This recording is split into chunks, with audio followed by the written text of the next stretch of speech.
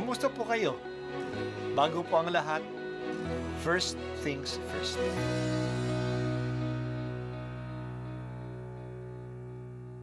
Good morning po. Sinisimulan po natin ngayon ang first things first. At dito po, tinatalakay natin sa unang bahagi ng umaga natin ay ang first readings na binabasa po sa banal na misa.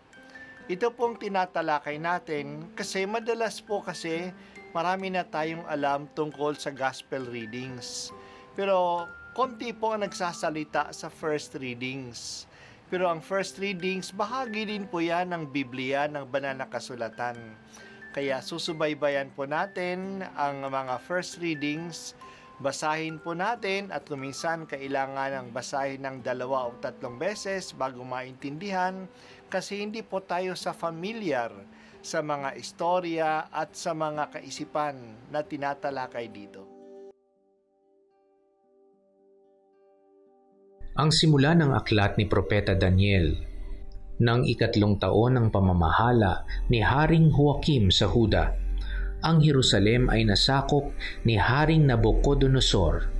Pinabayaan ng Panginoon na bihagin niya si Haring Joachim at samsamin ang ilang kasangkapan sa templo ng Diyos. Lahat ng ito ay dinala ni Nabucodonosor sa templo ng kaniyang Diyos-Diyosan sa Babylonia at inilagay sa silid na taguan ng kaniyang kayamanan. Iniutos ng hari kay Aspenas, pinuno ng kaniyang tauhan, na pumili ng ilang Israelitang kabilang sa angkan ng mga hari at ilan sa angkan ng mga maharlika. Ang pipiliin nila ay yaong kabataan, walang kapansanan, makisig, matalino, madaling turuan, may kaalaman sa lahat ng sangay ng karunungan upang maging karapat-dapat na lingkod sa palasyo. Ang mga ito ay tuturuan ng salitang Kaldeo. Iniutos ng hari na sila'y paglaanan ng pagkain at alak araw-araw mula sa kaniyang sariling pagkain at alak. 3 taon silang tuturuan bago maglingkod sa hari. Kabilang sa mga ito sina Daniel, Ananias, Misael at Azarias na pawang kabilang sa lipi ni Huda. Ngunit ipinasya ni Daniel na huwag tikman man lamang ang pagkain at alak na bigay ng hari upang hindi siya makakain ng mga bagay na marumi ayon sa kautusan. Kaya ipinakiusap niya kay Aspenas na huwag silang pakanin niyon. Niloob naman ng Diyos na siya'y makalugdan at pagbigyan nito. Ngunit sinabi niya kay Daniel, "Natatakot lamang ako sa gagawin sa akin ng mahal na hari kapag nakita niyang mas mahina kayo kaysa ibang kasinggulang ninyo. Tiyak na ako'y papupugutan niya sapagkat siya mismo ang naglaan ng pagkain ninyo araw-araw." Dahil dito, lumapit si Daniel sa bantay na nangangalaga sa kanila. Sinabi niya, "Subukin ninyo kami sa loob ng 10 araw. Gulay lamang at tubig ang ibigay ninyo sa amin. Pagkatapos, pagparisin ninyo kami ng mga kasinggulang naming pinakakain ninyo ng pagkaing bigay ng hari at tignan ninyo ang magiging resulta." At sinubok nga sila sa loob ng 10 araw. Nang sila'y pagparisin pagkaraan ng 10 araw, nakitang mas maayos sila at malusog kaysa kasinggulang nilang pinakakain ng pagkain ng hari.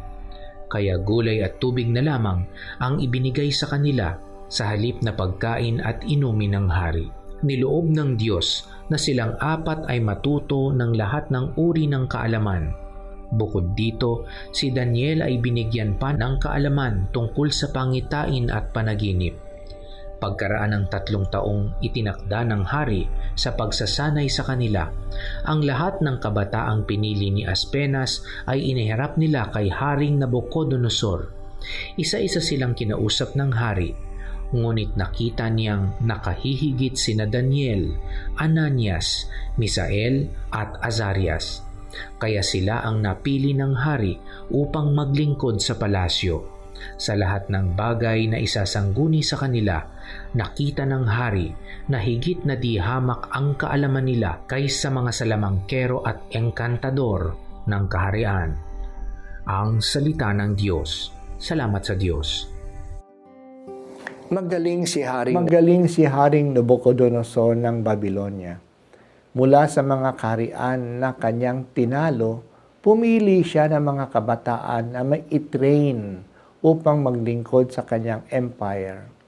Hindi lang siya nagsamsam ng mga material na resources. Kumuha din siya ng human resources. Pinapili niya kay Aspenas, ang kanyang katiwala, ang mga kabataan na magagaling, malulusog, makisig, walang kapansanan, upang i-train sa lingwahe at pamamaraan ng mga Chaldeans. Pagkatapos ng 3 years training, pipiliin niya mula sa kanila ang pinakamagaling upang maglingkod sa kanya.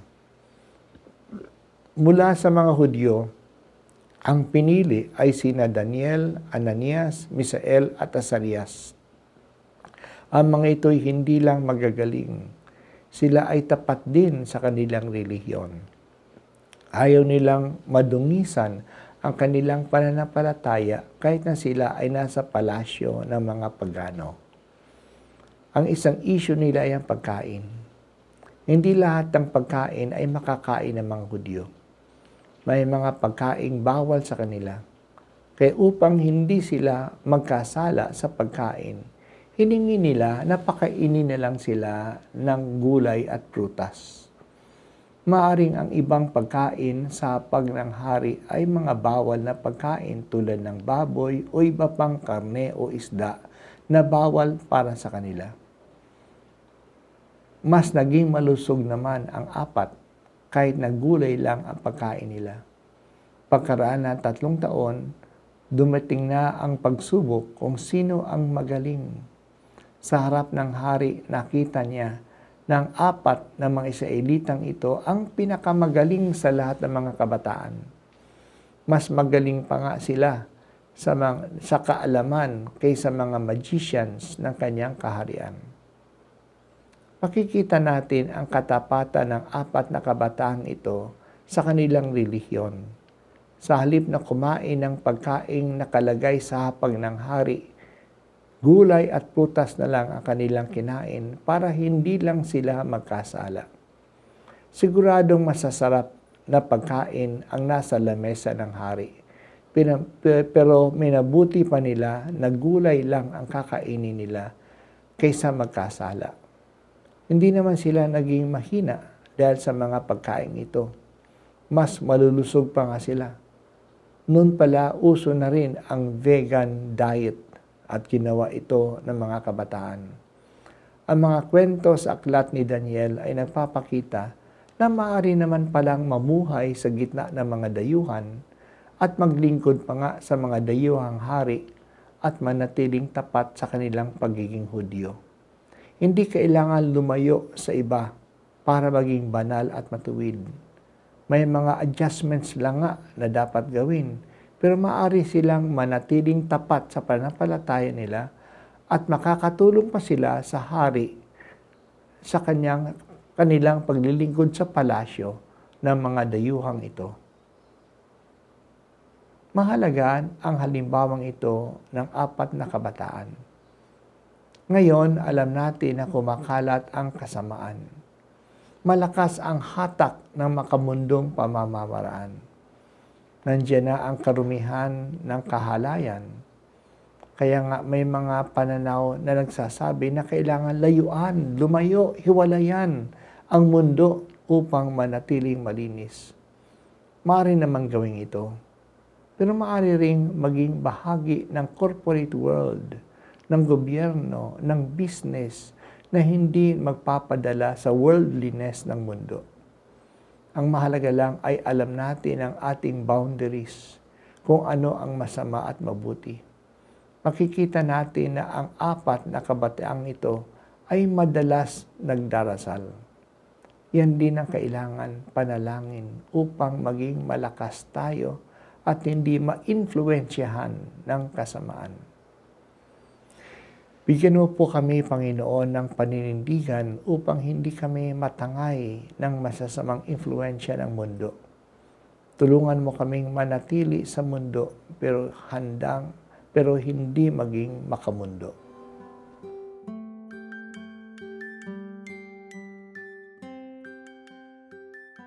At ako po ay si Bishop Broderick Pabilio dito sa First Things First.